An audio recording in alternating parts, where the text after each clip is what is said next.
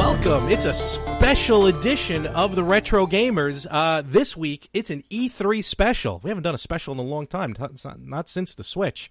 So I guess we'll do a little bit of a different opening. Over here is Larry. And over here is Special Anthony. Since it's going to be an E3 special, I might as well be special as well. I'm special 24/7. Yeah, well, we know that for other reasons. That's what my mother tells me all the time. And we'll leave it at that. So, yeah, basically what we have happening, it's E3, or it was E3 last week. Me and Ant, we've talked about it. We love Nintendo, Genesis, Super Nintendo, all that, PlayStation. So on and so forth. But we're gamers at heart, bottom line. And E3 is the biggest gaming show of the year. Absolutely, and I think we would be doing a disservice to anybody who's listening to not talk about E3 and what's coming in gaming, because I guarantee you we'll be spending a lot of time playing some of these games. Oh, absolutely, and that's when. Besides, one day they will be retro. Eventually. In fact, we may have to pretty soon start updating our retro because what is it? I think they stopped producing PS2s or PS3s recently or something like that. So I believe it's PS3. Yeah, so we're gonna have it's to officially been retired. We're gonna have a meeting. Decide what's retro. Well, yeah, because we're at that point now because the Wii is done, the Xbox 360 is done, and now the PS3 is done. So now we need to come up with a set of rules of like how long do we wait before we consider them retro. So that'll be a future episode. But so this week we're going to talk about E3, and there's really three big players in the whole thing: Microsoft, Sony, and Nintendo. And lo and behold, those are the three that we're going to talk about today. Well, that makes total sense since those are the three in the market right now that are going after everything. Of course, we shouldn't neglect PC.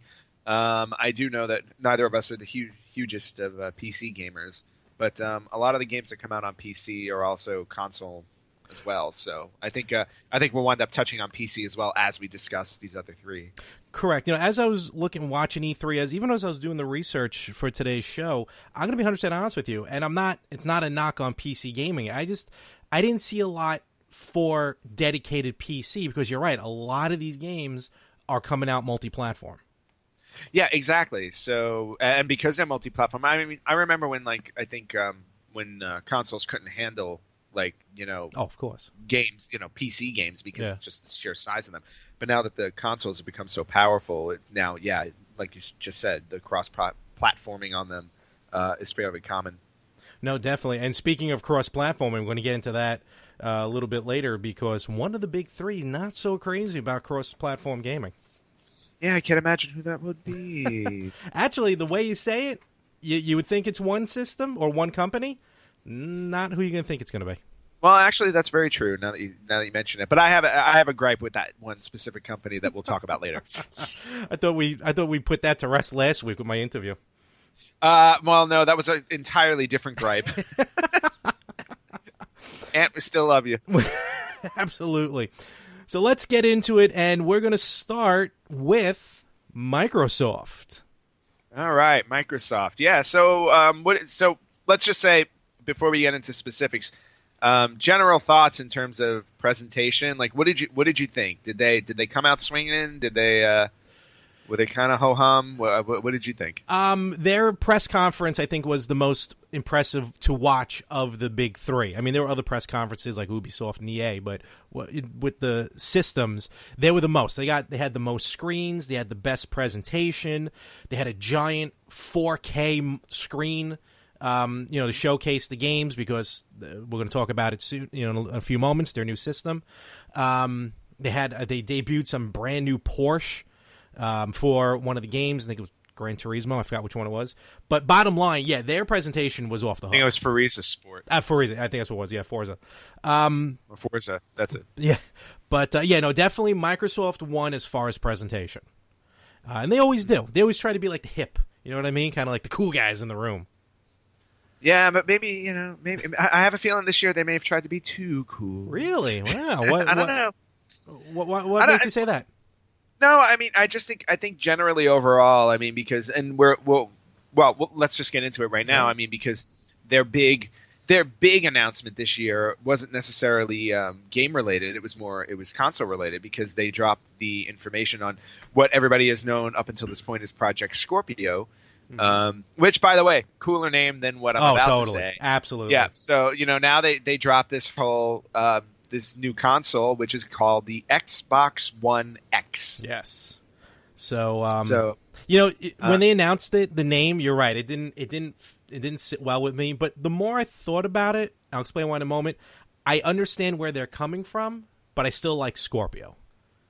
Yeah, I think if they would, I mean, I can understand why they didn't want to rename it completely, because then they may it could have put them in a bad light, because it would have been like, hey, wait a minute, this is just a souped up Xbox One. Why are you calling it something different? It feels a little bit like a bait and switch if you rename it. True. But calling it the Xbox One X, it's just so clunky. Yeah. To say, I mean, I guarantee you, within a week, we're just going to be calling it the One X. Oh, you're not going to want to say the Xbox One X, like the way we say Xbox One. It's just going to be, all right, it's the One X. But that's even like the Xbox One S. Everyone calls it the Xbox One because you nailed it right on the head. It is a souped-up Xbox One, and that's really what it is.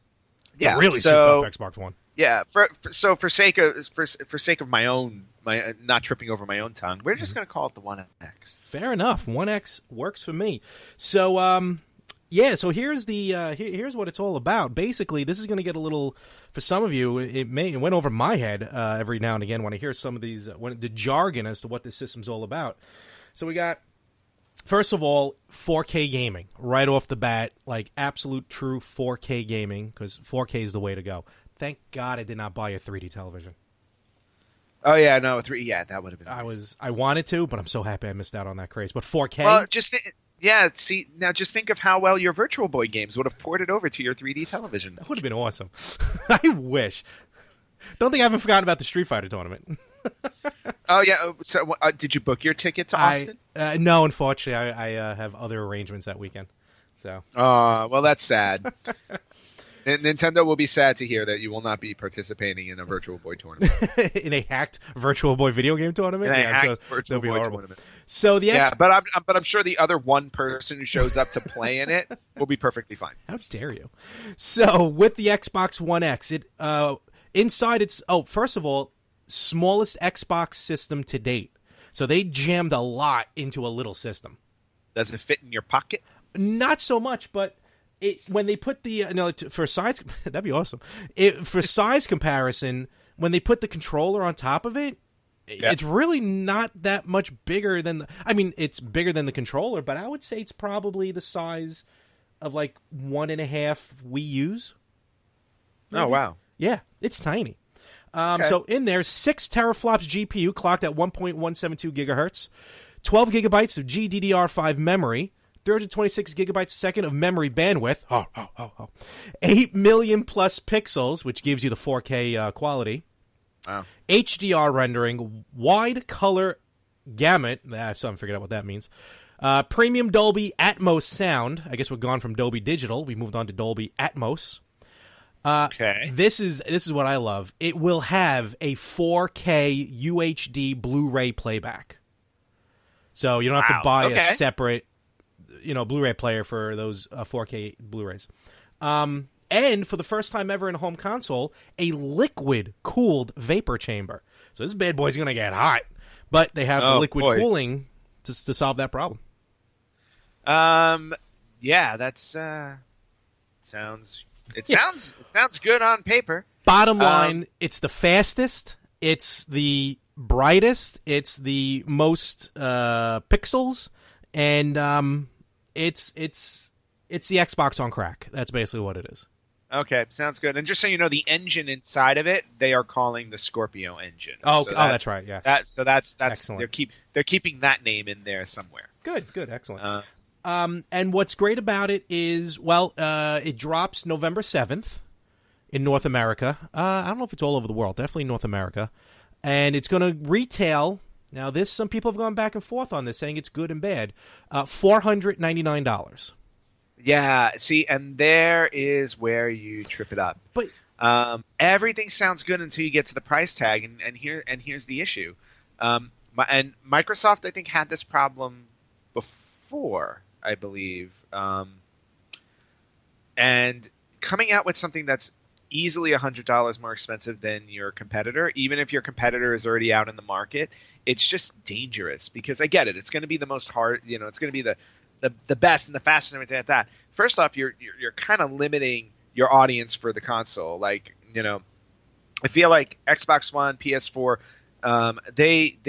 they're more of like a major like multimedia console where it's like, if you're not a hardcore gamer, you still feel comfortable buying these systems because there are other elements to it that you can enjoy. True. Not just oh, I gotta play like the biggest and baddest games. This system, to me, it's only for the hardcore gamer. It's like if you are big into gaming and it's all about how crisp it looks, how good it looks, how hardcore you are in terms of what you game. This is the system for you. Outside of that, I don't feel like it's a necessary system. Like for me, I'm not as hardcore a gamer as I used to be because, life. Yeah, true. Life gets in the way.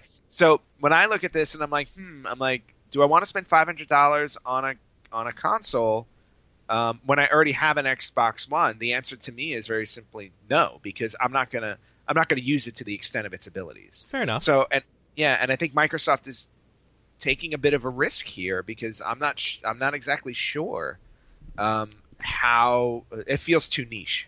That's just what it is. I don't. Okay. What do you think? I agree with you with the hardcore gamer aspect, but I also felt that every Xbox system was for the hardcore gamer. Like, I feel like Nintendo's more the one for the casual gamers. So I think for fans of Xboxes, I think they are going to go out and spend the money. There's different not layaway plans. What is this, 1985? There's different pay-as-you-go plans. So like depending on what you do with credit cards or store credit, people are going to find a way. Plus, they'll sell back their old system. They're upgrading. So a lot of them may do that, trade in to get some money off the new system. So I feel that I don't think it's going to hurt because with the way this thing is putting out, as far as the graphics and the speed, I think it's worth the $4.99. I mean, 4K Blu-ray players now are pretty expensive. Let alone if you already have the television, those are still. I mean, 4K TVs are starting to drop in price, but they're still high up there. Probably give it another year; they'll be reasonable. But also, if you don't have a 4K television, this system will still work tremendously with regular TVs because First of all, they say, if I'm not mistaken, it's going to speed up load times for all Xbox One games. Every Xbox One accessory is able to be played with the Xbox One X. So it's almost like people can buy it now in preparation of upgrading to like a 4K television and what we're heading to, which is 4K everything. Kind of like when we went from standard definition to high def. Yeah, I get that, but correct me if I'm wrong. I mean, and I know we haven't talked about Sony yet, but the PlayStation 4 Pro, which is already out in the market, is also 4K, correct? Correct. So not as dominant as far as stats, what's inside of it, but yes, it is 4K. Yeah, not as powerful as the Xbox, of course. But see, and that's just a general. I'm just saying, it's just a general concern on my part. Yeah. For Microsoft, it's like, by the time this thing drops, the PS4 Pro will have already been out in the marketplace for about a year. So I guess the concern is, it's like, how many people are going to be willing to not necessarily jump ship, but add this piece of hardware to their collection? And hopefully for Microsoft, it pays off and everything. But I'm just not sure. It for me, it was like the biggest question mark coming out of E3 for me. I'm like, I'm not sure if this is going to work. Okay. You know what? I think also what helps with the selling point for this, kind of like what helped with the PS3 at the time, I think the fact that it has that 4K Blu-ray capability right out of the box. So it's almost like you're getting two things in one. Even like when the PS2 came out, like you get a DVD player and a video game system. So I think that adds to the reasoning for the $499 price tag, which I think makes it a little bit easier if someone wanted to go out and get a 4K player, a DVD player, so or Blu-ray player at this point. But it also, it'll stream in 4K as well. I think it'll stream more. I think the PS4 only streams Netflix in 4K. I think, or at least the thing I read. Yeah, was just a marketing. That's what I read too. Something like, but only like I want to say like 600 hours of Netflix is going to be 4K available. That's Netflix themselves. Yeah, so it's but we're here like limited at first. Totally, but like here, I think it'll play like Vudu. You can get 4K movies on Vudu. I'm sure there's other things out there that play in 4K. So that's why I think that's going to help for those kind of like the people. What do they call them? Like the people who have to have the newest technology. Me. Yes, I know you will buy it because the reason why I held off on a PS4 Pro and an Xbox One S is because I didn't have a 4K television. And as soon as I buy a 4K TV, I know I'm going to have to get a PS4 Pro and an Xbox One X. And yes, I don't have to, but if you know me, I have to. Well, yes, exactly. No, I totally understand. Yeah. And I totally understand that. See, my thing with Microsoft is like I had made a decision when we had gotten to the 360 PS3 phase of console development. And this is something we'll touch on now as we move on into talking about Microsoft.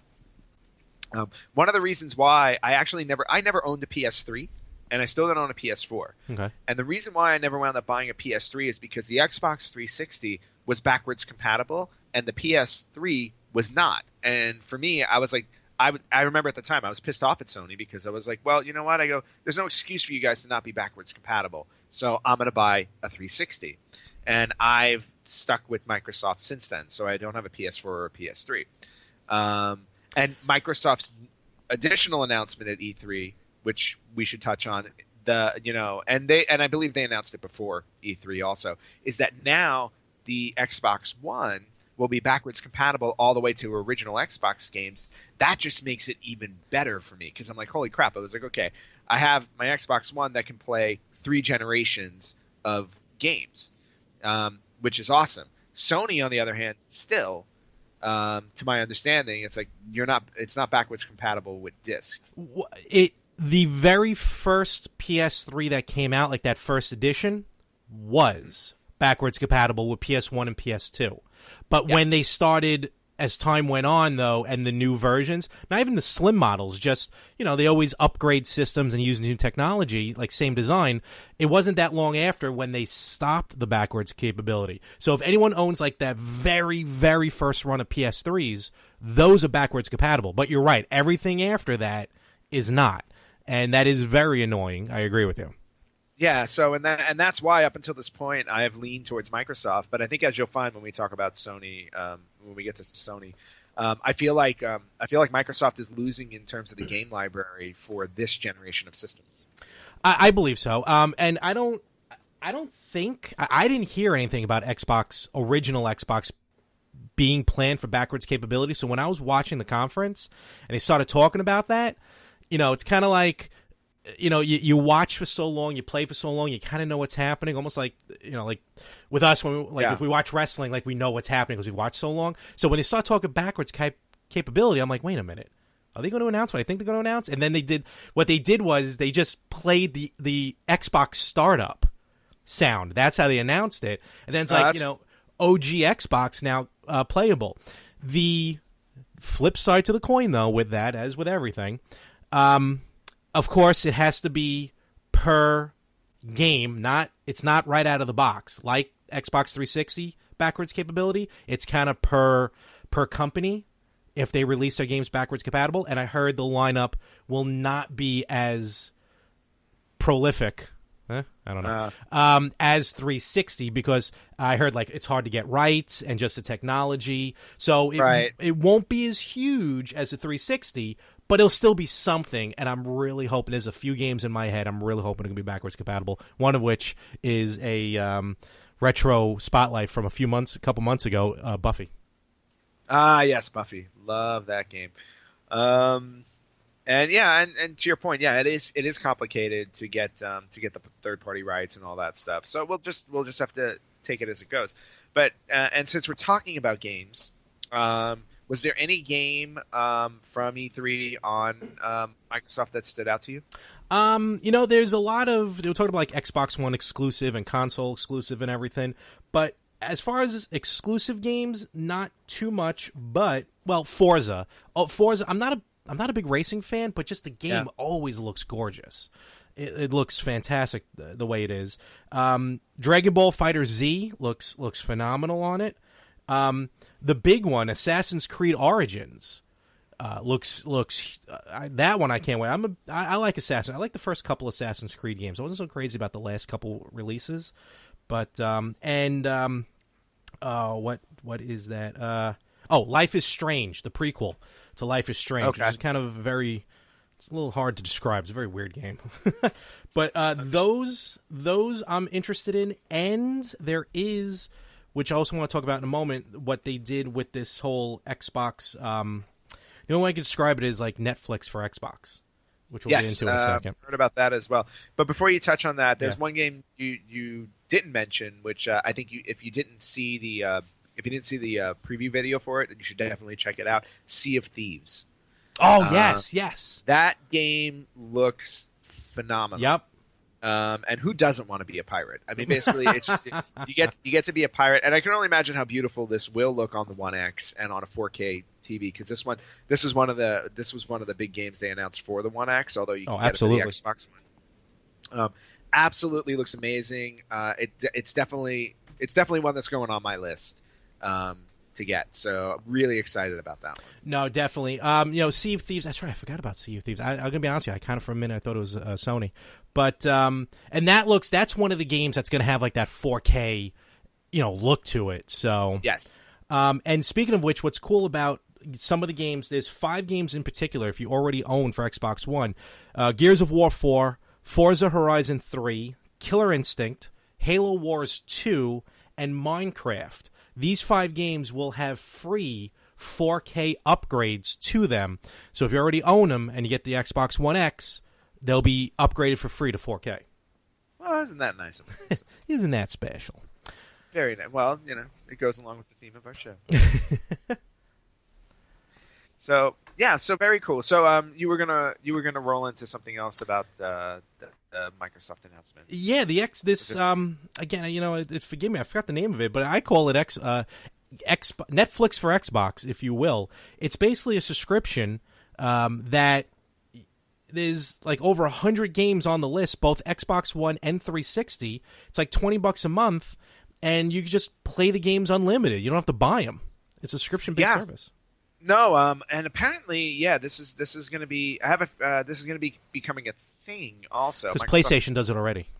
Yeah, PlayStation does it already, and Nintendo announced it. Mm-hmm. So, and you know what? I think it's really wise. I mean, it's kind of like I don't know if anybody listening, but you know what GameFly is. Yep. And GameFly was a monthly subscription service where you would just get a game in the mail every month, and you would play it, and when you were done, you sent it back for your next one.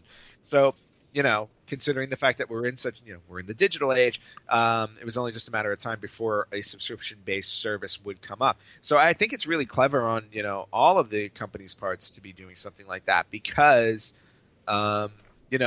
people may not want to buy, 4, 5, 6 games at a time. So it's like, here's your opportunity where, or at least here's your opportunity where you can play them and either play them all the way through or test them out. And if you really like them, then go buy them later.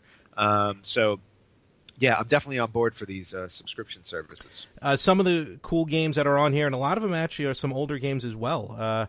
Banjo-Kazooie, kind of because our niche here is retro gaming, so some of the games you can play on there as well. Capcom Arcade Cabinet, Comics Zone, great game on Genesis. Dark Void for 360, Dig Dug, Fable 3, another great game on 360. The Gears of War, Halo 5. I know some of those are newer. There was some other ones, like a set. Here it is, Sega Vintage Collection. Come on, there we go. Come on, paper. There we go. Nope, don't have it in front of me. But Sega Vintage Collection. It has like Streets of Rage. There it is. Streets of Rage, Alex Kidd, Golden Axe, Monster World. So stuff like that. Soul Calibur 1 and 2, just to name a few. You're right. These subscription based. That's good enough. Fantastic. That's definitely good enough. So, really excited about that. And then, did you see the not to switch back to Xbox One games, but did you see the BioWare's announcement with their new game Anthem? Did you take a look at that? Oh, I looked. I saw some of it. I didn't get a chance to see the whole thing. Yeah, that one looked really cool. So it's an action RPG, and it's not coming until fall of 2018. Mm-hmm. So it's about like a year and a half away. But the preview that they showed for it looked really, really promising. So anybody who's a fan of BioWare out there, definitely go online, check out the preview for Anthem, because it looks like a game that'll be right up your alley. There you go. All right, check it out. So so Microsoft coming out strong at E3 2017.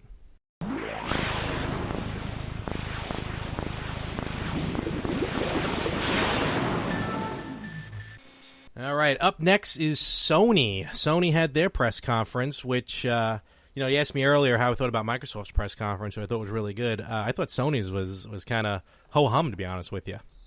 I was actually really surprised. I assumed, Sony would have had some big reveal, but I guess because their PS4 Pro dropped, November of last year. I mean, I think that's their big focus right now. Yeah, they weren't very console. There were more games, and there's a few games that I'm excited about. But console wise, you're right. There really wasn't too much to talk about.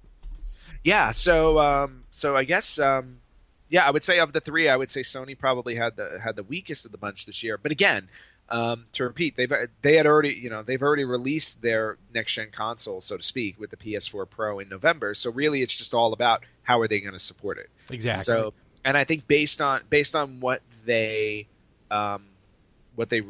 showed in terms of the games that are going to be available for it, I mean, that to me, I thought they had a strong list. Yes.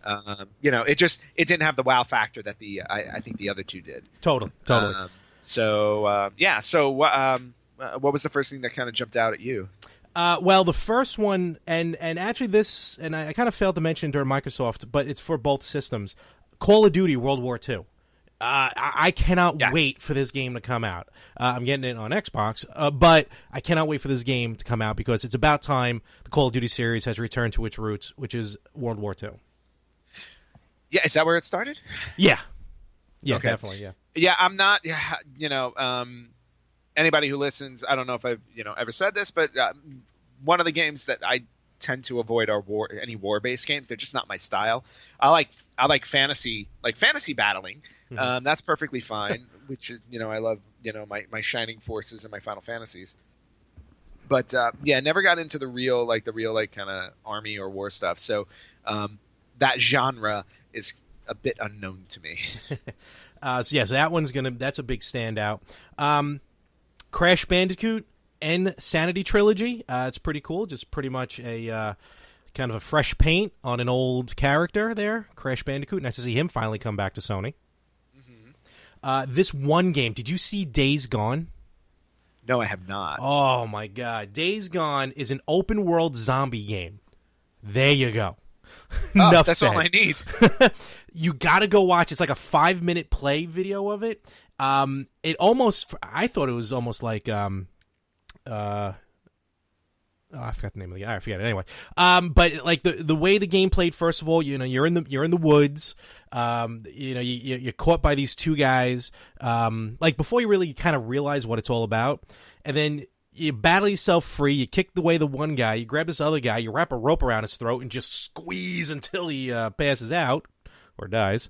And then as he goes along, all of a sudden you just see these bodies hanging from the trees. And then he walks up a little bit further into the woods and he looks down into kind of an area and just zombies just all over the place. Like infected, if you want to call them. And he kind of like stealth works his way around this horde. He ends up through like this makeshift dam. He's at a campsite again, that was kind of just put together, and there's a bunch of survivors there, and one guy's up on top. I guess the boss is up on top, and you're trying to save your friend. So what you do is, all in stealth, you pick up a bomb. He set the bomb on the dam. It exploded, and then all those infected zombies just bum rush the camp right past you because you're hiding. Bum rush the camp, and while the campers are battling the zombies, you then kind of sneak around, work your way up, save your buddy. It looks ridiculous. It's like a 5 minute. No, you've sold on that one, right? You've definitely got me intrigued. Well, it looks like you're getting a PS4. I need what? It looks like you're getting a PS4. Well, I was gonna say the whole goal for E3 for me this year was to try and find enough stuff to warrant me purchasing a PS4. Not necessarily a PS4 Pro, but at least a PS4. Of course, yeah. I'm not 4K yet. I'm not there yet. Soon, but not yet. So Days Gone is. I'm gonna have to add that to the list. I think once I hit. I think I'm about to hit the tipping point, and we'll talk about it as we keep going on about games. But Destiny 2. Yeah, right. Destiny 2 was announced. The first Destiny was a great game. Detroit Becoming Human. Because PlayStation released their VR headset, so they're really going the way of VR, virtual reality. Elder Scroll 5 Skyrim in virtual reality. Yes, and so that's pretty cool. That game's been around for a while. Oh yeah, totally. And Nintendo actually announced as well. Yep. I mean, we'll talk about it later that they're also getting Skyrim for the Switch. Yep. So. Final Fantasy 15 Monsters of the Deep, which is almost like it's like a Final Fantasy fishing game, but it's VR. Wow. Okay, so that's interesting. Let's see what else. This game, again, it's hard to describe it to do it justice. You got to watch the video. It's called The Inpatient. I don't know if it's VR, but it's a game called The Inpatient, and pretty much it starts off. Like you walk, it's first person, so that's why I think it's VR. You're walking around, it's a gorgeous landscape, things are looking good, and then slowly the landscape starts to dissolve into what looks like you end up in a mental ward, and basically you're just psyching out. Oh, yeah, I need that. The Inpatient, check that one out. That one might be too close to home. And then some of the games... Some of the games that I'm really looking forward to is Marvel vs. Capcom Infinite. Yes. New release into the series. That looks amazing. One of my absolute favorite game series, let alone on PS4, but of all video gaming, God of War, the new God of War. Yep. Looks okay. Fantastic. Kratos and his son finally make their way through. What else we got here? Oh, Spider-Man. Did you see Spider-Man? Okay, yeah. Let's talk about that. I saw the Spider-Man trailer. I swear, I thought I was watching like a CG movie.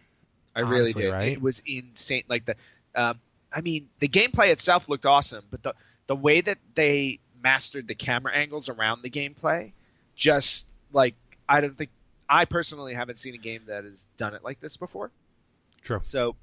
When I saw that and I was like, it's only coming out on PS4, I was like, that was the game where I'm like, yep, I'm buying a PS4. And it's not based on the movie. It's based on comics. Yeah, it's not based on the movie at all, which I like because I always feel like video games that strive to be based off of movie plots they always wind up suffering because they never seem to be able to develop them properly, I guess. Mm-hmm. And because, it's Spider-Man. I mean, you've got 50-something years worth of comic book history to pull off of. It's easy to create an original adventure. So, and just from the 10 minutes of gameplay that I saw, I was just like, yeah, you know what? I'm in 100%. So now, between the two of us, you're bigger with the comic books than I am. Who was the villain? I couldn't figure out who the villain was that he was fighting in that series. In the gameplay. Or is it someone new? No, the villain I think is somebody new, and I'm not. When I say somebody new, I'm not sure if it's somebody new, created for the video game or if he's like a recent addition to the Spider-Man universe. Because I stopped collecting comic books, like in the mid '90s, so I haven't been that up to date. Okay. I mean, I really haven't been that up to date. So I think it's entirely possible that it's either a brand new villain or, like I said, somebody from recent, but. The villain looked really cool. Oh, totally. And the cameo of Miles Morales. Yes. So about time Miles Morales is going to get some love in the video game universe. And if you don't know who he is, well, Miles Morales is Spider-Man. Yes, he is. Wait a minute, I thought Peter Parker was Spider-Man. Well, there's more than one Spider-Man. Isn't he Spider-Man 2099? Who? Peter Parker? No, Miles Morales. No, Miles Morales. What happened was when Peter Parker died. Spoiler alert. Yeah, well, Miles Morales took over for it, and then, of course, Peter Parker wasn't really dead. At least, if I remember correctly, that's how it all went. So Miles Morales took up the thing of Spider-Man. So, Gotcha. or was it the alternate universe Spider-Man? I don't know.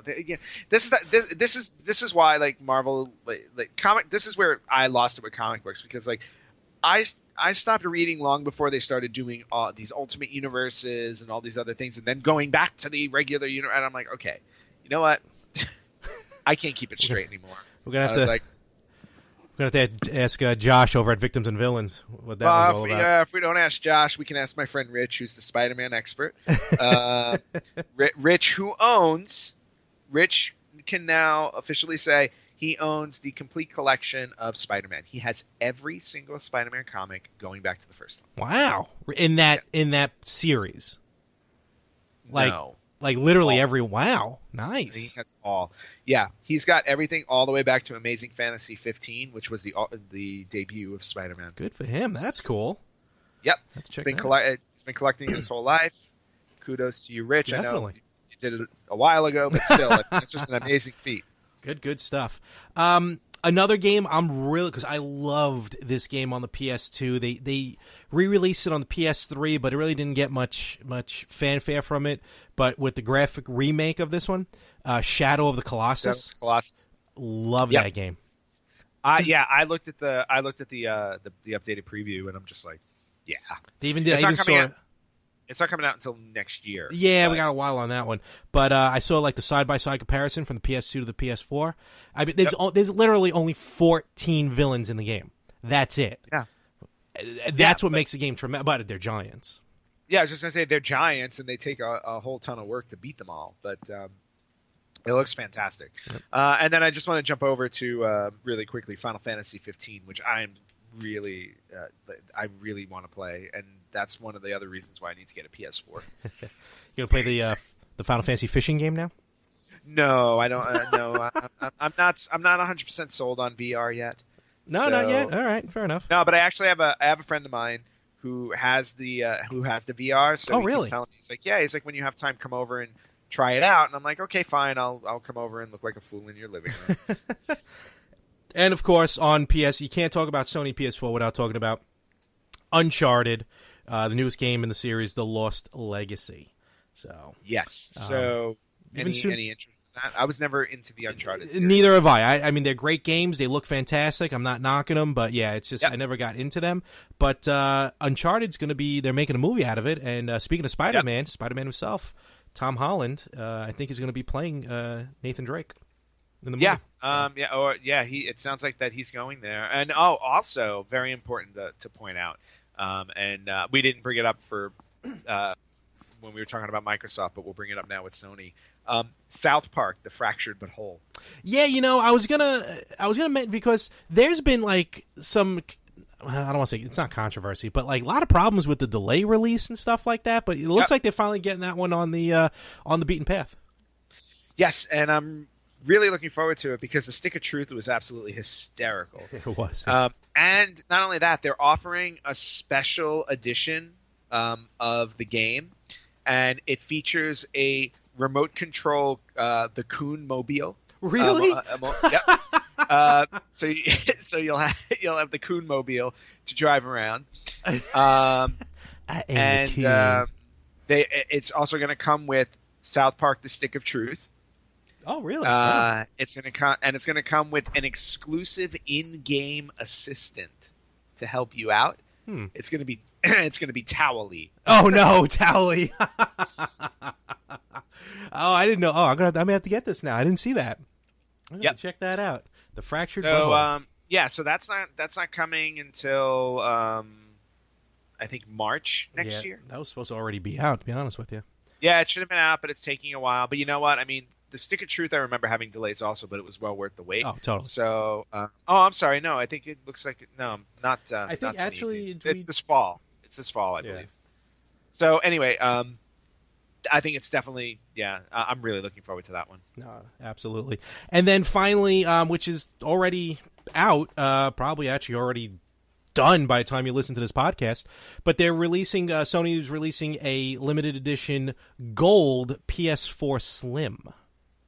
Yes, and the gold PS4 Slim, I believe, I think it's only available through June 17th. So by the time this, I think that's the case. I could be 100% wrong, which I tend to be sometimes when I talk too quickly.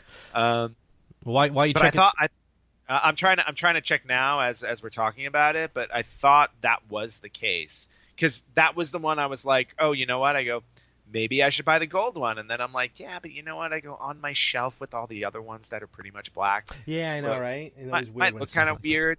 I go, but then the other side of me is like, yeah, but what about the collector you are? You know, this is like, this will be a rare one 10 years down the road. You're like, I have the gold one that not everybody else has. So I'm like, it's like when they were coming out, the different shell colored N64s, like the red and the green and all them. Yeah, so it's for I am correct. It was by the time this podcast was out. It was for 1 week only from June 9th to June 17th. Well, today's June 17th that we're recording this, so maybe we can get on it. I basically have today to decide if I'm going to order this thing, and I have no idea. Well, we'll see what happens before the end of the day. It's got a 1 terabyte hard drive, thank God, because the 500 gig fills up fast. Yeah, and to be honest with you, I mean, it's only $249. Oh, not bad. Wait. And it's in store? I thought you had to order it online. Uh-oh. What are you looking at? I'm looking at Fry's Electronics in Burbank. I'll be there in 10 hours. Limited stock. No, it's also available at Best Buy. Oh, okay. It is also available at GameStop. And at GameStop, currently unavailable online. You must pick up in store. Ah, bums. So, when are you going? I don't know. We'll see what... I have like no money. What are you kidding me? I'm so low on cash right now. Oh, so am I. But now it's like, now that's you what know credit what it cards is. are It's for. like no. It's like I'm kind of setting this up to be almost like the NES Classic, where it's like, oh no, it's like you have to get one. Don't do that to yourself. Oh man, I gotta drive that far to get one. Never mind. At least you don't have to wait like 5 hours in the cold. Yeah, well, it's not in stores near me, so forget it. There you go. All right. Well, what? 5 miles away is not too far. That's not bad. That's not bad at all. You run that every morning. Yes, I do. Thank you very much. So I'm gonna run there right now. Anyway, so yeah, Gold PS4 Slim. For anybody who was interested, it is now gone since this airs on Tuesday. So you can now find it on eBay for about $900. Exactly. So there you go. Sony E3 2007 news.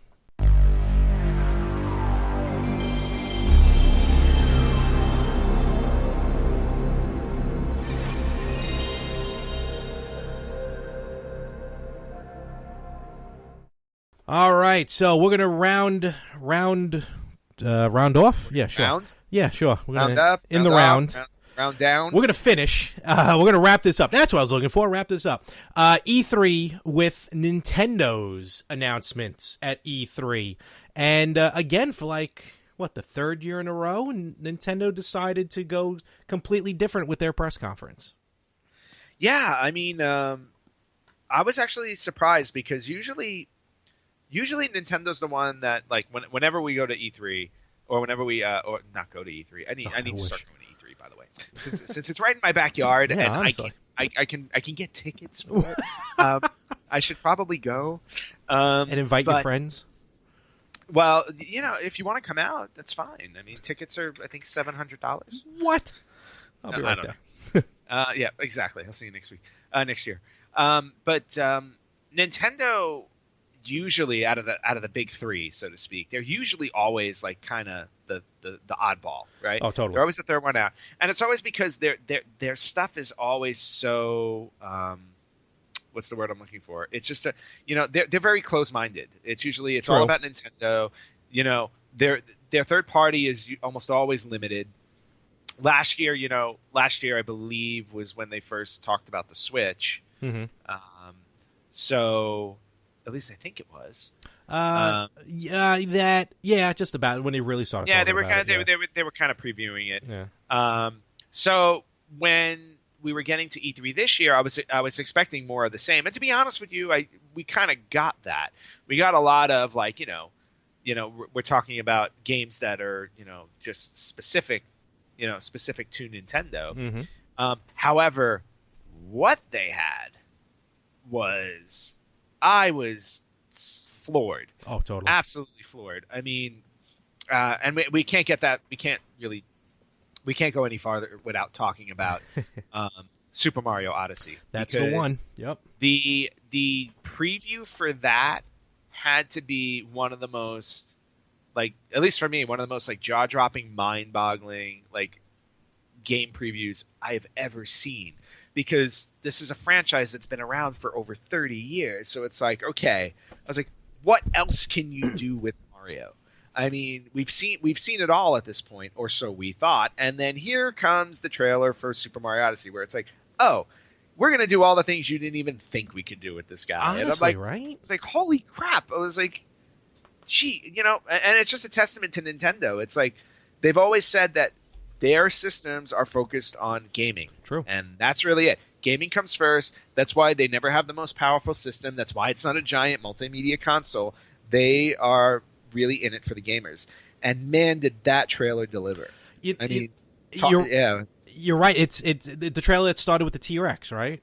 Yes. Yeah, it's like you see the T-Rex, so you're like, this is weird. Like, what kind? Like, you're thinking. I thought it was like a Jurassic Park game, maybe a new Turok. I'm like, all right, where are you going with this? And then they just kind of zoom in, and you see Mario's hat on top of the T-Rex, because the first and his mustache. I don't think I saw his mustache on the T-Rex. I only saw the hat. The T-Rex had Mario's mustache on too. You gotta look at it. That makes sense, because the other things that he does, you see the mustache. Basically, the core gameplay of this game is you can throw your hat onto what looks like almost anything, and possess it. And it becomes Mario, kind of, sort of.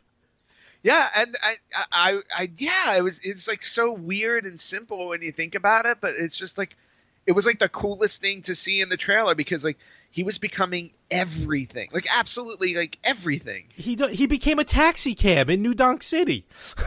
Yes, and just started driving, which by the way was another monumental thing, because I think this is maybe the first time, or one of the first games ever in Mario history, where he's leaving the Mushroom Kingdom behind. Pretty much. I mean, well, Super Mario Sunshine and stuff like that. But this is like big time, like nothing to do with the Mushroom Kingdom. First of all, the story. Like, Koopa finally put 2 and 2 together. He kidnapped Princess Peach, and now he's actually going to try and marry her. That's what it looks like the storyline is, because you saw her with the bouquet. And in a wedding gown. Yeah. He's in a tux. Koopa's in a white tux, and even Mario is too. I mean, he finally figured. Yeah, you're right. He finally figured it out. He's like, he's like, what have I been doing all this time? He's like, I should just marry her, and then we're set. So the big gameplay, the game, I heard it's like a hybrid of Super Mario 64 and Super Mario Sunshine. I don't know where they're getting the Sunshine part from, but definitely Super Mario 64. Definitely looks like it. Looks like your hat is one of your main weapons. You got this new roll tactic as well. Almost looks like something from Mario Pinball. Everything in this game, everything seems like an Easter egg for another Mario game. Yep. And the cool thing about it too was, one of the cooler things that I found is that you get to take control of Mario in a city. Yes. Mario's now, you've never been in a city. Now, considering the fact that Mario's backstory is, he's a plumber from Brooklyn. It would have been like, hey, you know what? Maybe one day we'll see a game with Brooklyn in it. They'll take it outside the Mushroom Kingdom, which they've never done. And now here we are. Granted, it's not Brooklyn they're going to, but you're getting to see Mario interact in an actual city setting, which is really cool. Grand Theft Mario. Yes. But do you know what they've announced? You know what the city is?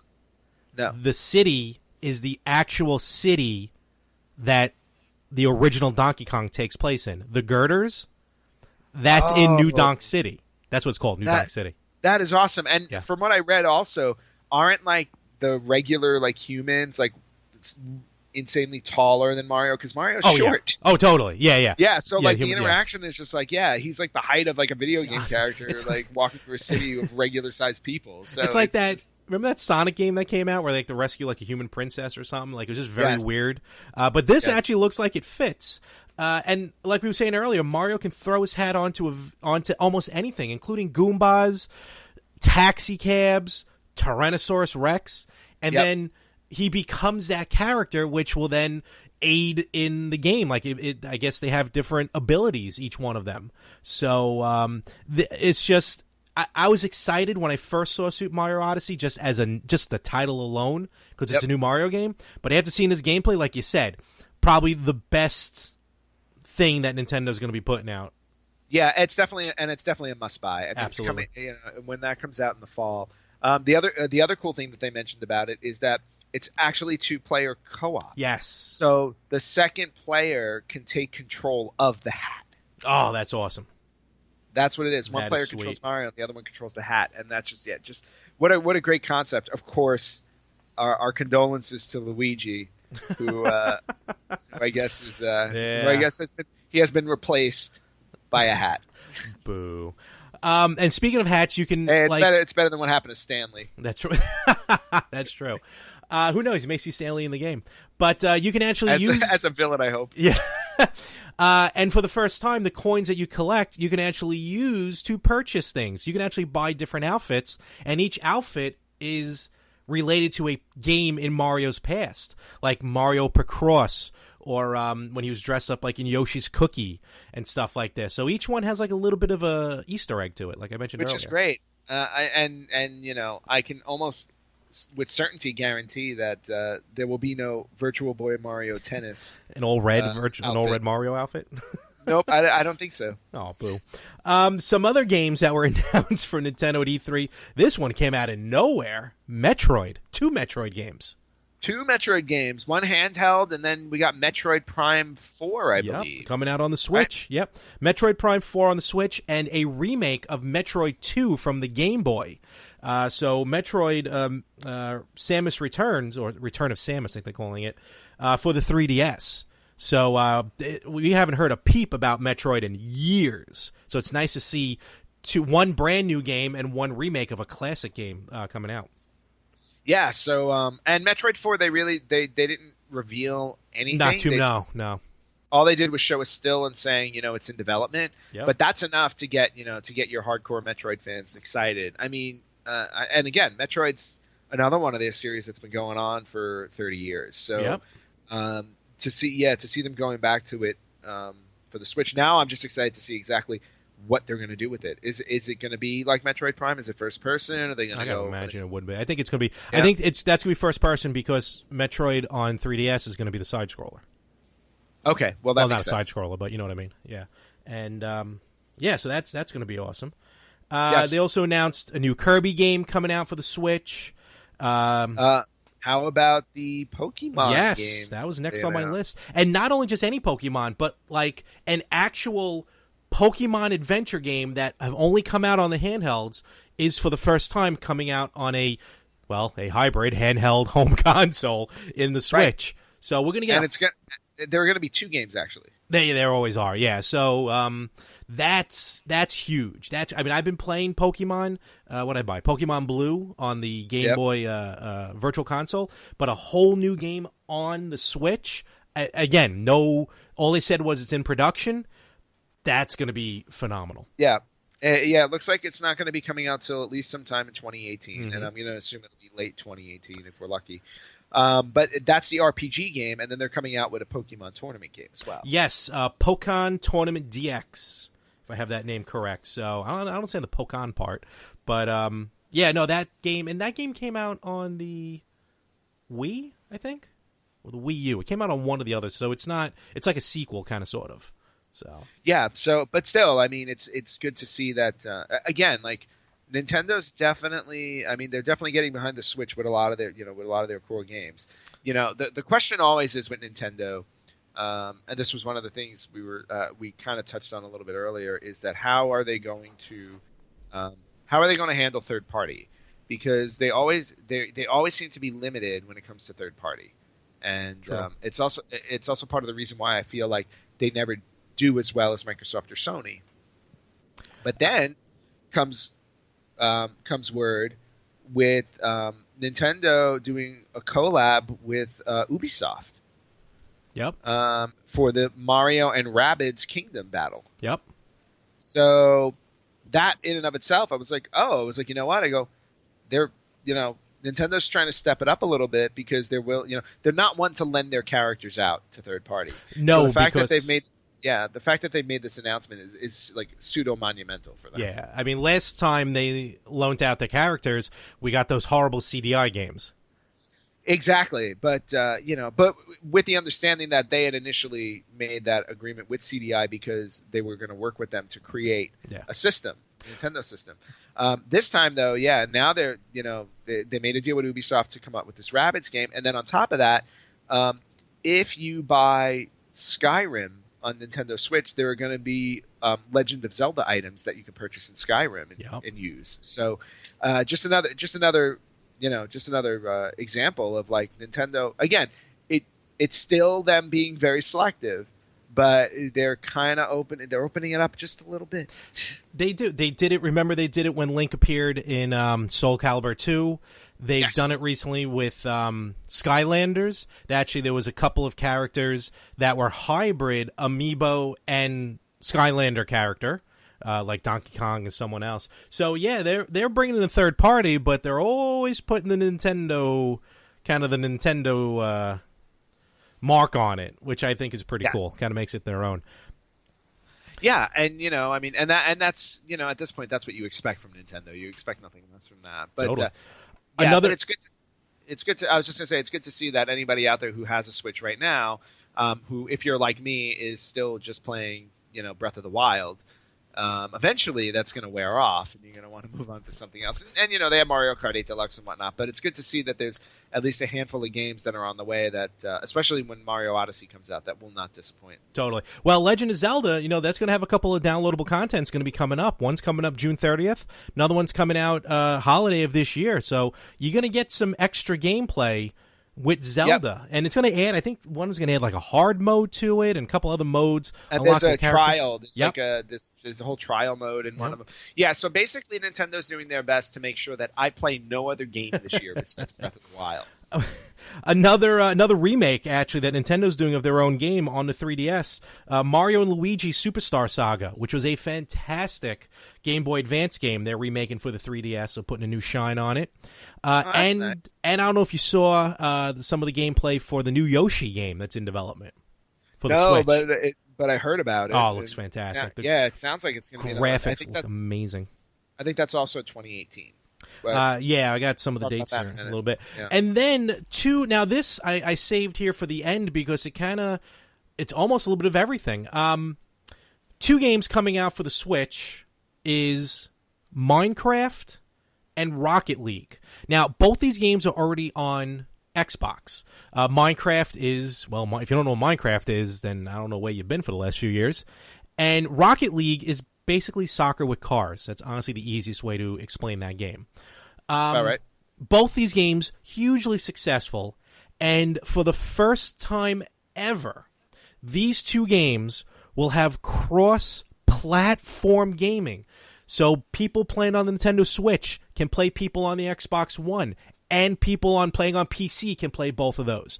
So it's for the first time, it's really bringing the gaming community together, except for Sony.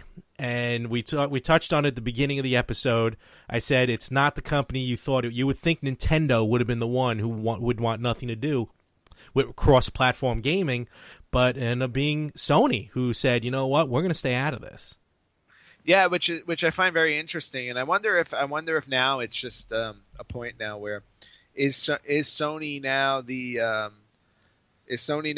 big dog that Microsoft and Nintendo are trying to chip away at, so they're willing to work together to do it? Honestly, they're turning into Nintendo. It's like they don't want to do the cross-platform because Sony says they can't control the online gameplay from the other system players because they have an obligation, to protect their own players, which doesn't make sense because there's really no, there's every warning. Whenever you go online with a game, there's always a warning saying that we can't control the content. So, I don't know where they're coming up with that. It's weird with the backwards capability as the success that Microsoft's doing with it, the Virtual Console and Nintendo. I mean, yeah, you can buy PS2 and PS1 games, but it's not really the same as having the disc and putting it in. So Sony's being a little weird about that. Yeah. Well, you know what? I mean, I guess when you get to a certain level of success and you feel like you can get away with it, then fine. You know, I try it. I go, but that just, I don't know if that ever ends well. We'll see what happens. Some other games coming out for the Nintendo Switch. Splatoon 2 is coming out very shortly. ARMS was just released. FIFA 18, Nintendo's getting, which is good for them. Xenoblade Chronicles 2. And, many, many others. Elder Scroll 5 is coming out on the Switch. That's pretty cool. Yep. And some weird sushi game on the 3DS, Sushi Striker. I don't know. I didn't see that. Yeah, sushi.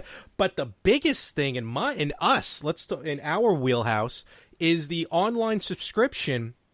Nintendo, like Microsoft, like Sony, Nintendo next year, the only way you can get online is if you pay a fee. And to be fair, the fee is actually not bad. It's $20 a year, which is cheaper. I think it's $20 a year, which is cheaper than the other two to have online play. And that's the only way you can be able to play online co-op. So $20 I'll deal with. But the virtual console aspect that they announced recently is ridiculous. First of all, now I think as part of the subscription, you'll be able to play at will a select number of Nintendo, Super Nintendo games. But what's awesome is these games, with their original graphics, will have online gameplay, online co-op gameplay. So, Ant, me and you can play Super Mario Bros. 3 from the comfort of our respective homes. Okay, so I have to quit my job then, I guess. I mean, I like my job and I like making money, but I mean, if I could just sit home and play video games online with you all day, sure. Like old school like that? It's like the old the old Sega Channel or whatever it was, or the Online X, what was that thing called? Yes, the ultimate retro gaming is here. Or is coming. So I'm all for that. I think that's amazing. And again, it's another way that Nintendo has, it's another idea that Nintendo has come up with where they have made their old games new and more accessible to today's generation, because today is all about online gameplay. Absolutely. So kudos to them for putting that together. And how weird is it going to be to play like a Super Mario Brothers or something online with the original graphics? Yeah, exactly. I'm sure it's going to feel a little surreal at first, where it's like, wait a minute, I should be playing the computer. I should not be playing with Larry online, or having someone next to me. Exactly. Yeah, exactly. So, I'm all for it, and I'm really excited about that. Yeah, so more news to come from Nintendo about that as the months go by. But that is Nintendo E3 2017.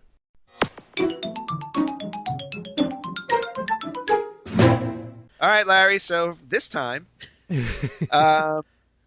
you are going to be covering This Week in Gaming, because we're doing a special version of This Week in Gaming, aren't we? Yes, and what we're going to do is we're going to it's not This Week in Gaming, but it's now This Week in E3. So tell us, Larry, what is going on this week in E3 in terms of video game release dates? Basically, that's what it's going to be. Just a list of some games. Now, I got a lot of dates here. Of course, all of them subject to change. Some of them don't have release dates, but we're just going to go through some of the notable ones. First of all, Beyond Good and Evil 2.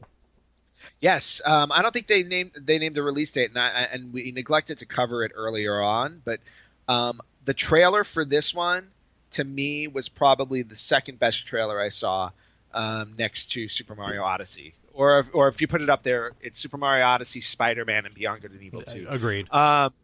It could quite possibly be the largest RPG simulation I've ever seen. It's literally like it's a sci-fi world RPG game where it looks like they've literally created an entire planet. Oh, totally.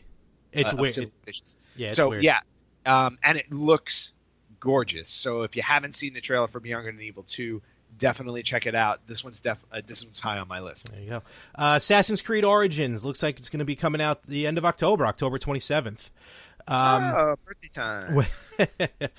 Call of Duty World War II, November 3rd. It's always like the first week of November when those games come out.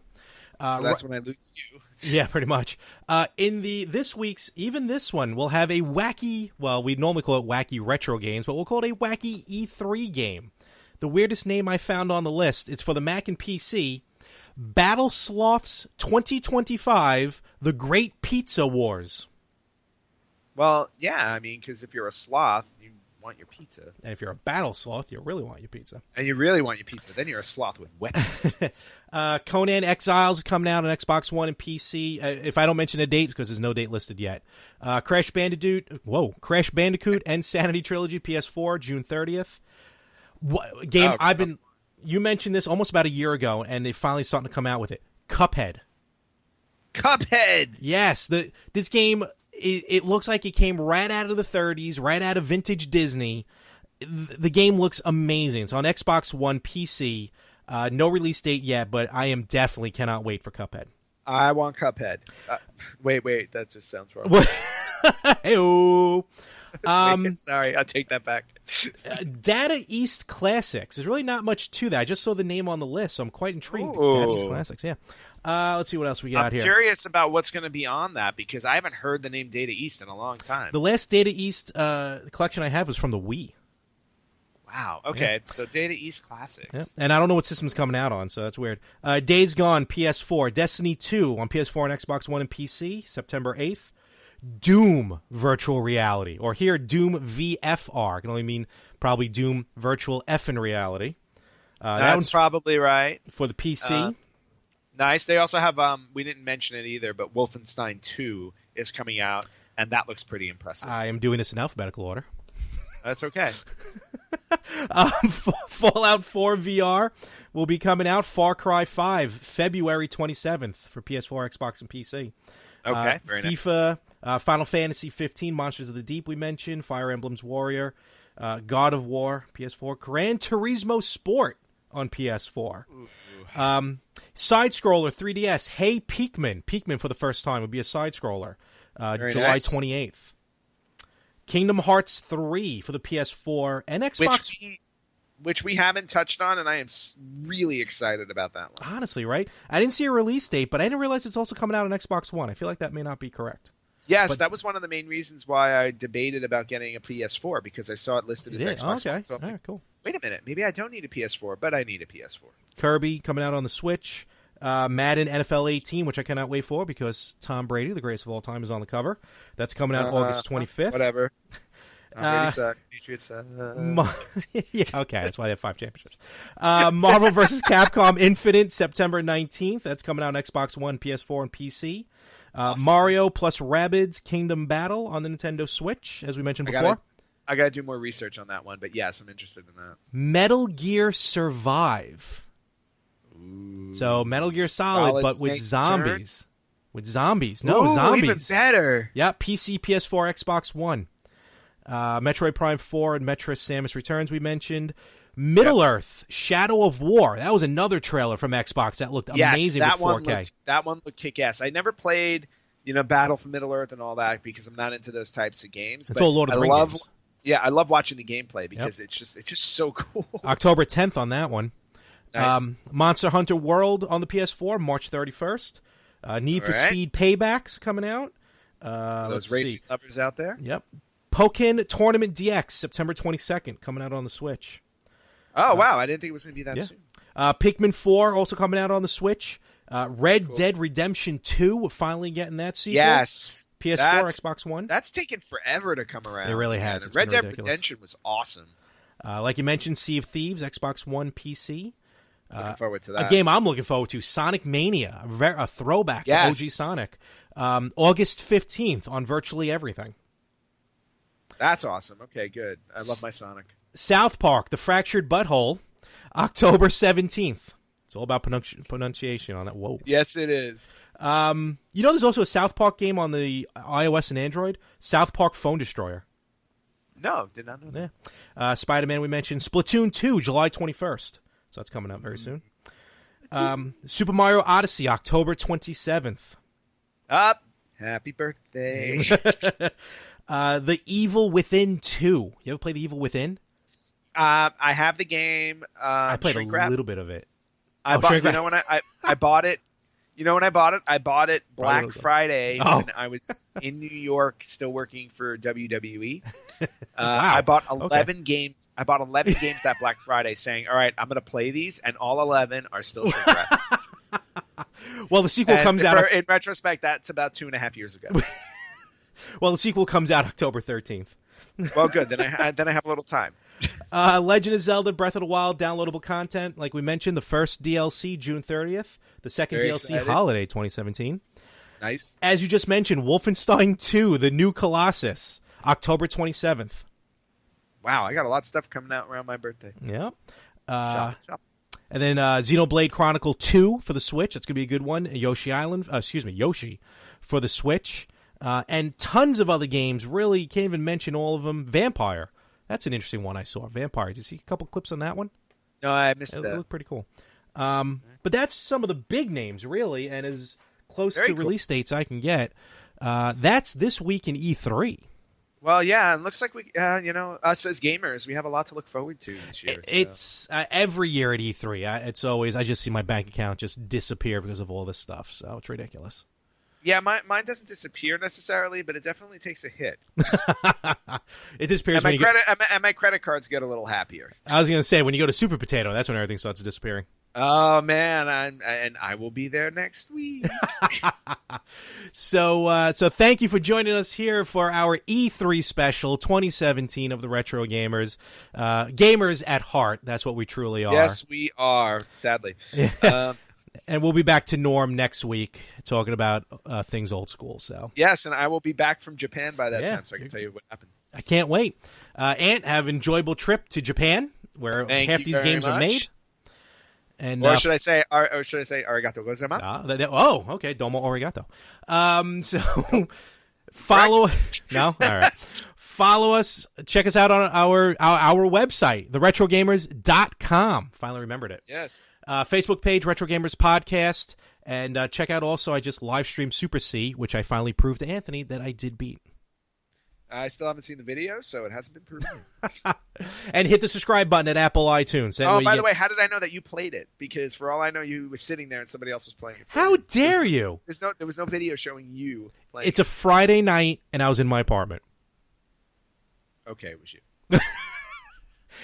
Hit the subscribe button at Apple iTunes. That way you get each and every brand new episode of the Retro Gamers every Tuesday. And with that, everyone, have a wonderful week. Enjoy E3.